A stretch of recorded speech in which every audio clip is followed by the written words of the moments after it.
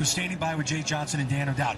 You got to be great just outside the top 5 as well. You got to have depth. You have that stars that show up in picks 20, 30, 40. Am I right, Harold? Oh, 100%. That's really what makes a draft is the depth. But we're going to talk about the guys outside the top 5, Greg, all right? So I'm going to talk to Coach first. He's got a couple. Then Dan's got a couple, and I'm going to close it off. So, Coach, we'll start with you. I got a couple guys out of the top 5. Yeah, I got 2 LSU Tigers. Ty Floyd. Of course he does. Ty Floyd, our Saturday starter, undefeated this year, struck out 17 in the College World Series finals against Florida. Phenomenal. And then watch for Trey Morgan. He's going to be a fast to the big leagues player.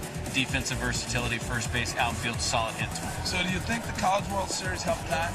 Absolutely. It did, huh? Absolutely. Can't perform any better than that on that type of stage. Yeah, you get a real test of pressure. And Dan, I'm just thinking, when you're evaluating guys, we'll get to you guys in a second. Sure. But when they pitch at that pressure in the College World Oh, my Series, God, yeah. that help? Especially the way Ty went about doing it. That was a must-win game. So the pressure was at its highest you're ever going to see at a collegiate level. And it's not just how he performed, it's composure that he showed on the mound, H. The things you look for, can they slow the game down when the game is telling them to speed up all the time? You know we're going to be all over him all day long with all the LSU players. Like, I know, he couldn't have gone outside of LSU. My gosh, come on, Coach. All right, Dan, give me a couple guys outside of LSU. You know, again, position player-wise, I think I could give you 20 guys. But I'm going to focus on Yandy Morales, the third baseman, University of Miami. Yeah. I think he's got the kind of power in this year's class that puts him even at a different level than even the best players. It's easy power. It's to all fields. I realize there's some swing and miss, some defensive things that he has to answer, but the one thing this young man can do, he hits a good fastball out to any part of the ballpark, and professional development will be really good for him on his other parts. I was surprised at his size. He's big. Big boy, but he runs well. Okay. He doesn't move as well at third base right now as he runs the bases. So I do Give me another one. Give me another one. Your boy, left-hand pitcher Cam Johnson from IMG. Oh, yeah. Going to LSU. Either this kid signs that up being, for me, the best left-hand pitcher in this year's draft, or 3 years from now he's going to be a #1 pick out of college baseball. His slot, his slider, the uniqueness of what he does, his physical projection, I think this kid is a absolutely can't-miss big league starting pitcher if he stays healthy. Wow, man, I tell you what, we're going to have to really help Coach along the way because there may be some guys he loses as well as not just on his roster. And I got a guy that he recruited to Arizona before he went to LSU, and this is my favorite bat in the whole draft, and it's Chase Davis. I mean, this kid can flat out swing it, man. I love the stance, I love the swing, I love the swagger, but it's the way he gets through the zone. I saw that Stanford game, and he jumped off the charts when I was watching that game, just his swing. It reminded me of Dan's old guy. I'm standing here with 2 people that recognize this. We'll dive into it more in the draft, but yes, it reminds me of Carlos Gonzalez. Absolutely, same approach, man. Same leg kick, same rhythm with his hands. The ball jumps off that. Physical size is very, very similar. And position profile similar. And Greg, the thing I love about the draft and being able to do this type of stuff, so I'm getting ready to go to Melanie, but I'm talking to Greg real quick, is the fact that with all these connections on the internet, Carlos is linked up with Chase and been able to have that relationship. It's pretty cool. Melanie, I'm going to you now. You guys pick it up from here. Harold, we've got so many to go through in this. So let's start off. You're Oakland at 6 and the rest of the teams that are beyond that. Obviously, you get through this top 5. There's still a lot of talent to be had. So, Jim, first and foremost, who's that next guy up? Well, I don't think Oakland's going to take him at 6, but the guy who interests me out the top 5, because I have no idea where he's going, is Noble Meyer, who we interviewed earlier in the preview. Best high school pitcher in this class. I think that's clear consensus. He can get upper 90s with a fastball, even touch 100.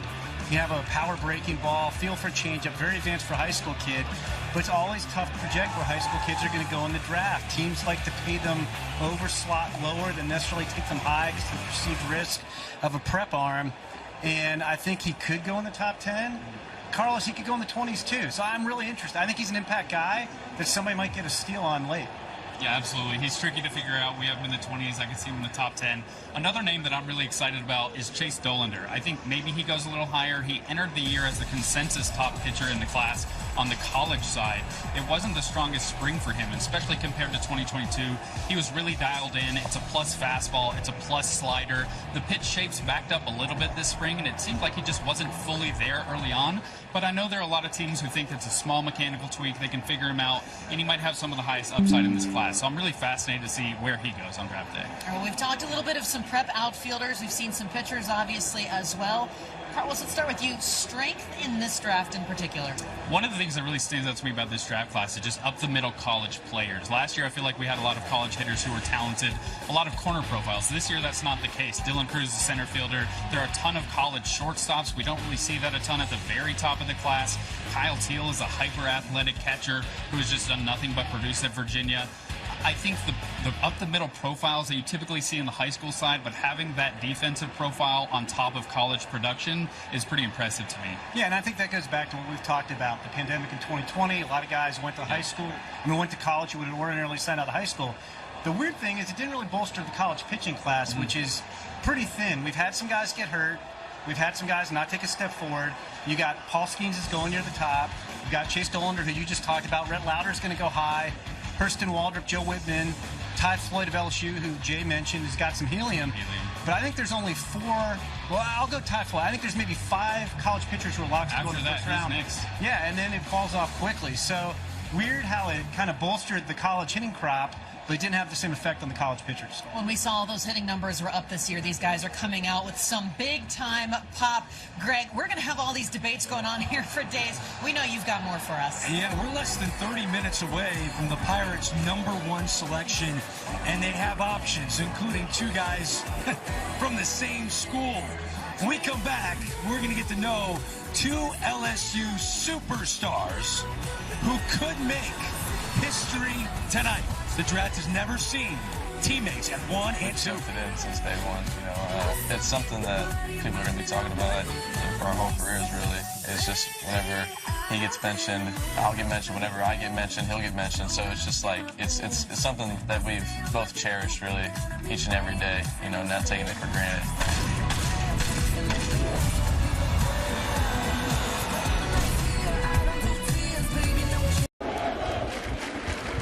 Swing and a miss. 3 pitches and a strikeout. 1 down. All right, Paul to his motion. Ground ball to third. LeMahieu. And the 1-2. Swing and a miss. Wow. And the Cubs go down in order. The things. That one is looped to right field. It is a fair ball and a base hit. Shattered bat. Ground ball is short. They don't get the force at second. A lot quicker than I did. Line. That's going to score. Torres cuts the ball off in the gap. Rizzo's going for 2. Loop to first base. And the catch is made by Young. Grounded foul. 0-2. And the pitch to Donaldson. And the catch is made by Barnhart if he's left the game. Ground ball to third. Suzuki retired. He had his career-long 13-game hitting streak snapped. Say hello to ask how his father was doing. He said his dad just came to visit him in Chicago the time before, but you talk about, did he go? No, he did not. So a walk.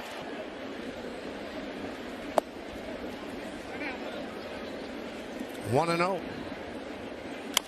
Grounded foul. 1-1. Today desperately would like to start the game. He has a great appreciation of baseball and understands what that would mean. And 2-2.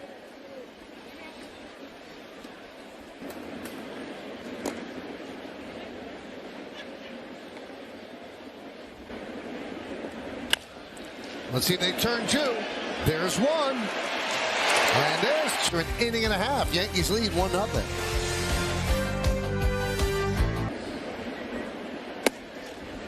And Hendricks steals a strike during that postseason. Base hit for LeMahieu. File. And the Cubs have reached out to him. And, they want him to be part of the 2000.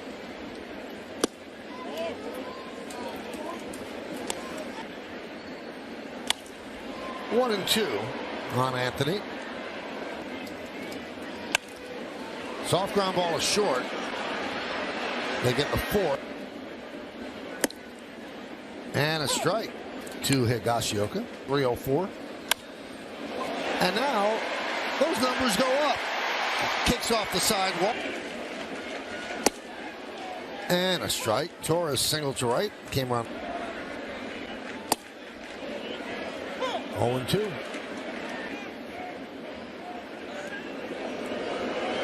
Higasho goes hardly off the bag.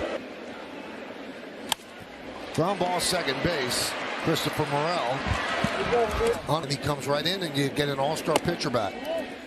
My favorite part, Chris, though, was during the pregame press conference. Since high school, Paul. So it doesn't even have to be pitching nerd. It could just be nerd. Am I right? Sky to left, long run for McKinney toward the line, and 2-0 on Wisdom. Pretty with that answer. No, you got me. You're up 1-0. Swing and a miss. Wisdom down on strikes.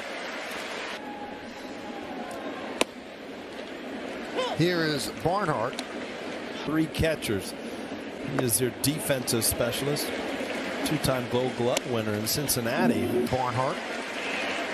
Swing and a miss. Cubs go down in order, 1-2. So Wade did it first with Tampa Bay. And then that's, the big question.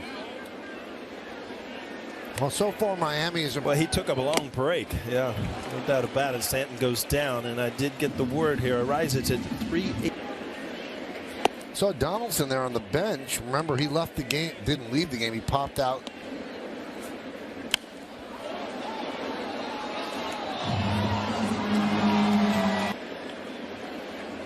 Swing and a miss. Still get away with it. And you could see, Paul, Hendricks is calling his own game. He's got. Now it looks like Hendricks hits the button, and then Barnhart. Yeah, possibly.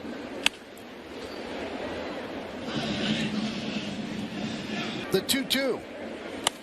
Up the middle and through for a base hit. Past the diving Morel.